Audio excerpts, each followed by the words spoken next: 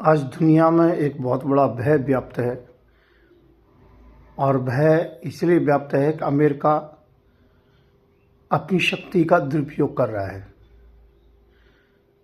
अभी फ़िलहाल में एक राष्ट्रपति दंपति को पति पत्नी को उनको बेडरूम से उठा लिया।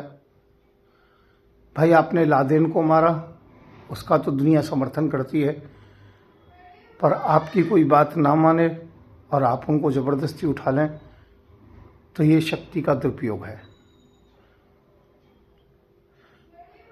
भारत इससे चिंतित है, रसिया इससे चिंतित है, चाइना इससे चिंतित है, समूचा विश्व इससे चिंतित है।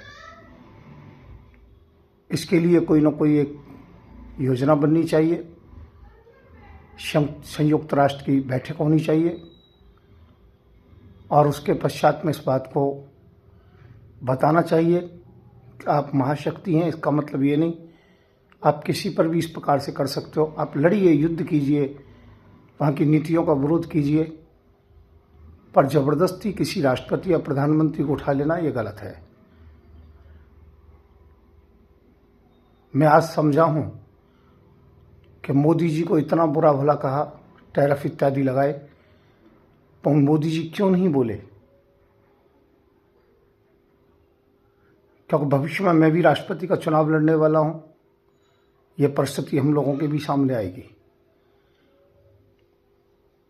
पर मेरे देश के प्रधानमंत्री को, देश के राष्ट्रपति को आज कोई उंगली उठाता है तो उसके लिए बहुत बड़ा दर्द होता है, बहुत बड़ा कष्ट होता है। मैं जो कह रहा हूँ, छोटी मुँह बड़ी बात मानी जाएगी, परंतु हमारे हौसले बुलंद हैं, हमारे बहुत हौसले कम नहीं हैं।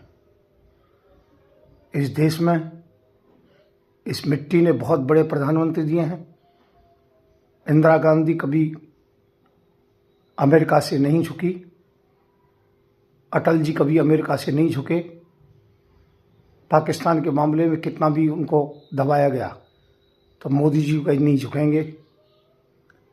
मोदी जी डट कर के सामना करेंगे। भारत की संपूर्ण जनता ही नहीं बल्कि समूचा विश्व भारत की ओर देख रहा है और मोदी जी के साथ है। ये जो हुआ है, ये संदेश अच्छा नहीं है कि अमेरिका का इस प्रकार से किसी के बेडरूम में घुस जाना, पति पत्नी को उठा लेना।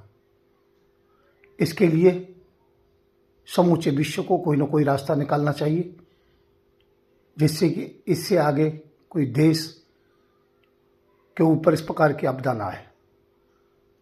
हम मानते हैं हम चौथे नंबर पर हैं। पहले अमेरिका है, रसिया है, चाइना है। यदि चौथा कोई स्थान आता है तो भारत का आता है। पर जितनी भी रणनीतियां हैं उनमें सबसे पहला कोई स्थान आता है तो भारत का आता है। आज हम महाशक्ति हैं। ठीक है, परमाणु के मामले में थोड़ा सा हम पीछे हैं, परंतु वो भी कोई बात नहीं है। एक परमाणु हो चाहे 1000 परमाणु हो, परिणाम तो एक ही होता है। मैं कोई धमकी नहीं दे रहा हूं, पर मैं भी समय का इंतजार कर रहा हूं। जिस प्रकार से आज डराया धमकाया जा रहा है, घर में कोई बात होती है, बहू से कहा ना कह करके बेटी से कहा जाता है और बहू को सुनाया जाता है। इसी प्रकार से सीधी धमकी अमेरिका ने भारत को दी है। मैं कहना चाहूँगा, यदि कोई भी बात आएगी तो इसका परिणाम अमेरिका को भोगना पड़ेगा। मैं हूँ संत युवराज, भारत से हिंदू सेना का राष्ट्रीय अध्यक्ष हूँ। मैं फिर चाहूँगा देश में, विश्व में, पूरे में शांति रहे। किसी प्रकार से भी ये देश विश्व युद्ध की स्थिति पर ना जाए। किम जोंग ने तो अभी धमकी दे ही दी है, परंतु मैं किम जोंग से भी कहना चाहूँगा कि वो भी शांति का दान दे।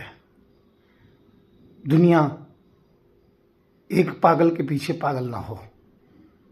पागल कुत्ते को केवल इलाज करना चाहिए, ना कि उसके ऊपर पागल हुआ जाता है। नमस्कार, जय श्री राम। मैं संत युवराज भारत से हिंदू सेना का राष्ट्रीय अध्यक्ष।